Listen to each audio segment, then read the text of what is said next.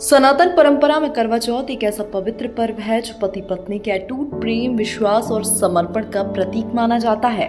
यह पर्व खासकर उत्तर भारत में बड़े ही धूमधाम से मनाया जाता है, जिसमें विवाहित महिलाएं अपने पति की लंबी आयु और सुख समृद्धि के लिए निर्जला व्रत रखती हैं। आइए जानते हैं कार्तिक मास की कृष्ण पक्ष की चतुर्थी को मनाए जाने वाले इस व्रत से जुड़ी पौराणिक कथाएं, इसका इतिहास और इसके पालन की विधि।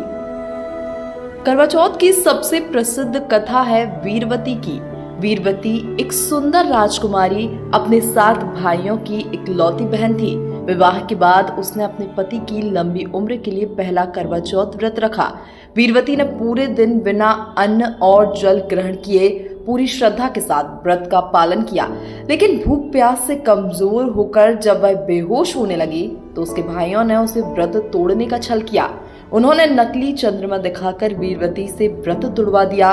जैसे ही उसने व्रत तोड़ा, उसे अपने पति की गंभीर बीमारी की सूचना मिली। वीरवती को समझ में आ गया कि उसने बिना चंद्र दर्शन के व्रत तोड़कर बड़ी गलती की। फिर उसने पूरे समर्पण और श्रद्धा से दोबारा करवा चौथ का व्रत रखा। उसकी भक्ति से प्रसन्न होकर माता पार्वती ने उसके पति को दीर्घायु और स्वस्थ जीवन का आशीर्वाद दिया। महाभारत में भी करवा चौथ व्रत से जुड़ी एक कथा का उल्लेख मिलता है। जब अर्जुन नीलगिरी पर्वत पर युद्ध कर रहे थे तो द्रौपदी को उनकी सुरक्षा को लेकर चिंता हुई।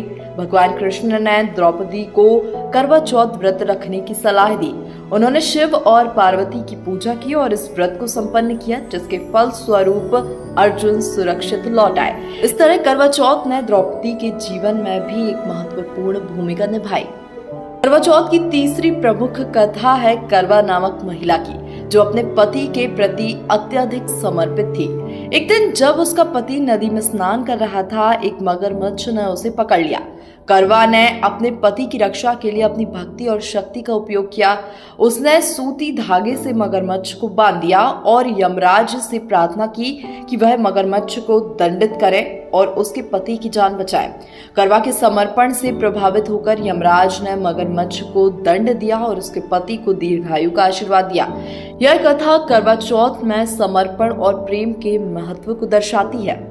करवा चौथ की परंपरा को लेकर यह भी माना जाता है कि यह परंपरा देवताओं के समय से चली आ रही है। एक समय देवताओं और दानवों के बीच भीषण युद्ध छिड़ा था, जिसमें देवता हार रहे थे।